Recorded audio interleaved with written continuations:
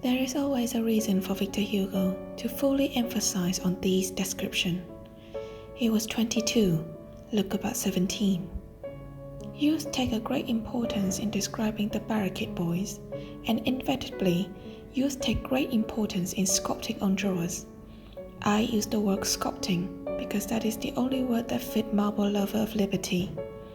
Much like his many other features, his angelic beauty, godlike demeanor, burning passion and raging anger against injustice, his youth, his fiery golden youth, plays such an important role in connecting all of these dots. It was vital to describe Enjolras as a godlike and ethereal as it is to describe in a parallel with all the human side. His glorious hair, wild antennas posture, Apollo radiating light, celestial blue eyes and Virgin Mary lips, all that constitutes in a man whose beauty surpassed every Greek god ever lived, a beauty that would make Michelangelo's David cower. It was also vital to describe him as somewhat invincible, as he stood there and no bullet scraped him, no musket dares to push forward, no National Guard dared to harm him in fear they would harm something of celestial. Yet at the same time, it was all too vital to describe him as human and nothing more. There is only one way for an ideal like Enjolras to conjure itself and maintain through that unstable times, and that is naivety. He is known for many essence, but I would argue that his innocence and childlike belief is less perceived. His love is pure and devoted fully for the country. His thoughts and ideals are driven one straightforward way, and God knows his belief is not blind, yet at the same time not fully instructed or explained. However, as the rules of revolutionary psychology unfolded itself, there are universal rules that commands people to their own time, orchestrate people to play a vital role at the pitchfork turn of history. Enjolras was one of those men, heaven made but abandoned on earth for one sole reason of saving it.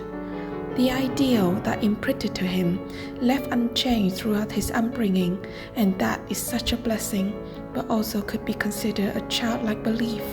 Like a child believing their mother loves them, Enjolras believed their motherland loved him, and he loved them, and he would act on it. And he did act on it. It is almost inevitable that Enjolras would be born in the time when France edged into the Dark Age, and it is almost inevitable that Enjolras would be swept into it. He was like this one bright star that continued to shine and burn so painfully bright that you know he was condemned to an ill fate. He was a knowing martyr. He knew it more than most. But Enjolras was not heartless. On the contrary, he was a romantic.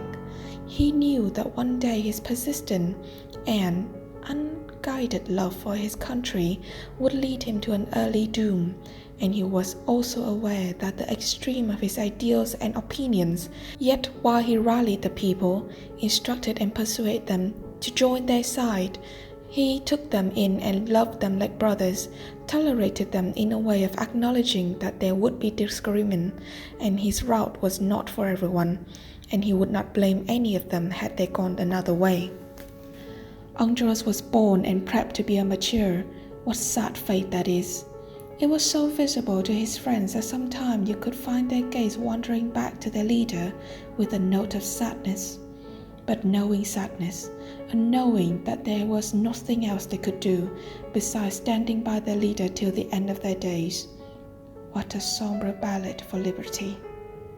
Yet again, a man orchestrated by the rules of universal development is still but a man. For Enjolras, a boy at heart. All of them, boys they are. And for portraying Enjolras with such boyish heart, with so much vulnerability, I would have to compliment dearest actor Aaron Tveit for doing so splendidly. Not like the book had portrayed that enough, but to portray it out for the naked eyes to see. You could see him shaking ever so slightly from that morning waking up to a silent Paris, and burned again so fiercely in determination when he climbed back up the barricade.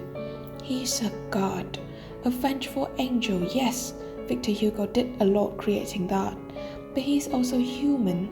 He's a boy, a student boy, who should have had all of his life laid out ahead of him, which he would have thrown away for a fraction of making a difference for tomorrow that might never come, that tomorrow they are sure enough would not live to see.